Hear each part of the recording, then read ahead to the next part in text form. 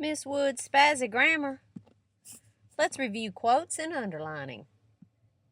Quotes are used around direct words of a person, titles of articles in newspapers and magazines, chapter titles in a book, pretty much any part of a large written work,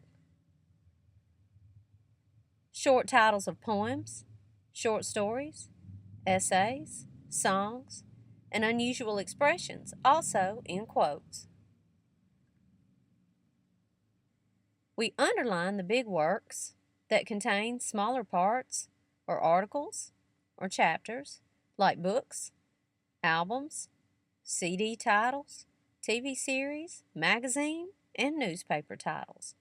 We'll talk about underlining a little more later. Before we move on, let's talk about something called single quotes because they are really confusing to a whole lot of people. Single quotes are used for someone else's words within a double quote or for a title within a double quote. Let's look at 3 examples. Double quote, did you hear Mr. Jones ask? Single quote, how are you? Question mark, single quote, double quote, said Tom, period. In this sentence, Tom is speaking. He's our main speaker. His words are represented by the double quotes. He started talking at did, and he ended at you. He then tells us the direct words of Mr. Jones, which start with the word how. Notice there's a capital letter there to let us know that's where Mr. Jones' words start. There's a single quote there to show those are his direct words. Also, Mr. Jones said, how are you?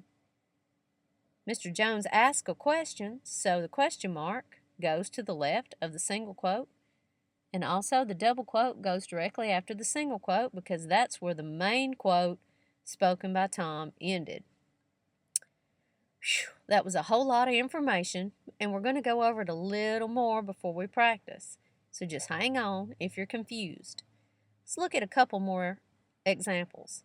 Double quote before I like the song, comma, single quote, let it be, comma, single quote, double quote, said Lucy, period.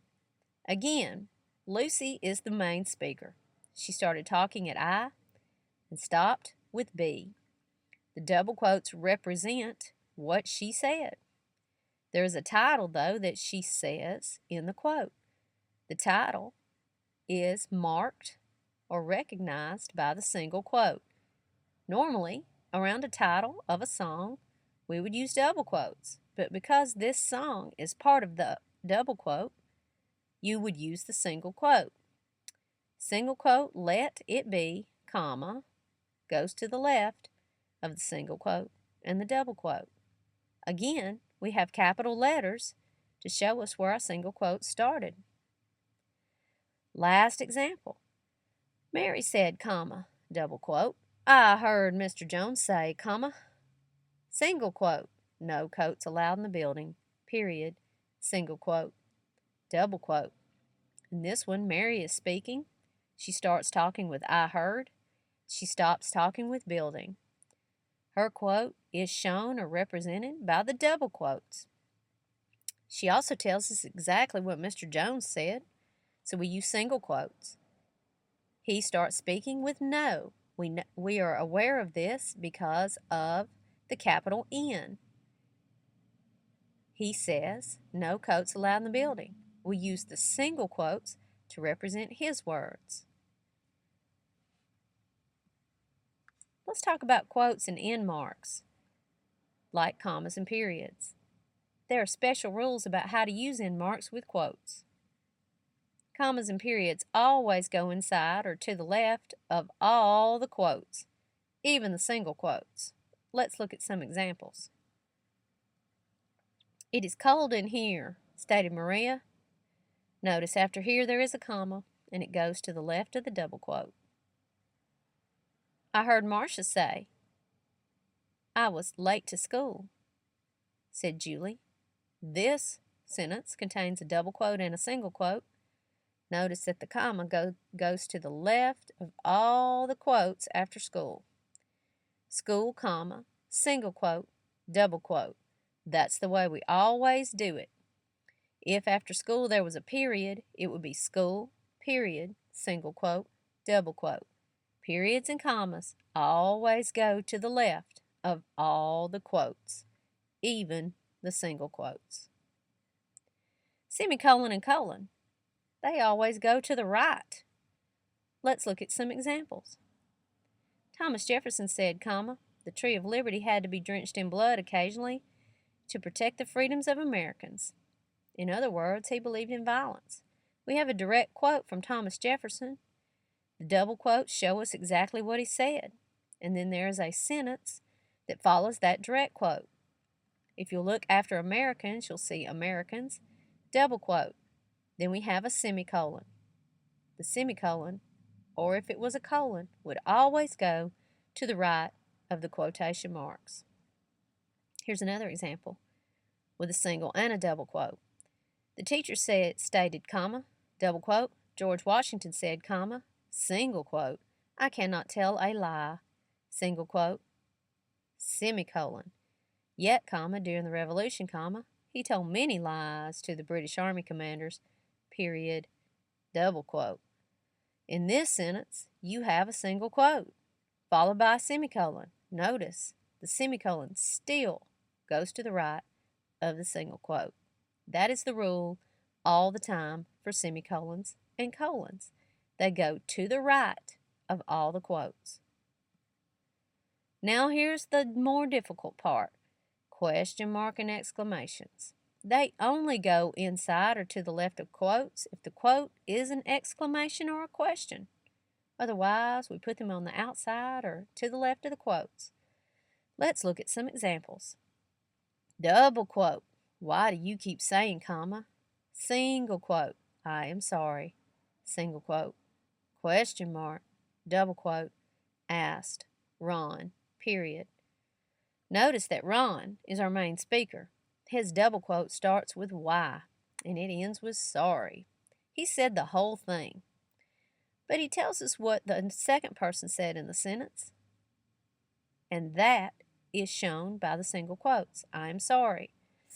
I am sorry is a statement. It is not a question. That's why the question mark does not go to the left of the single quote.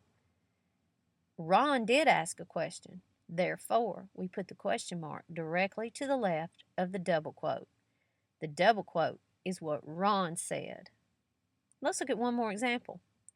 Double quote, I finally memorized all of, single quote, Paul Revere's Ride, single quote, exclamation, double quote, screamed Lewis, period.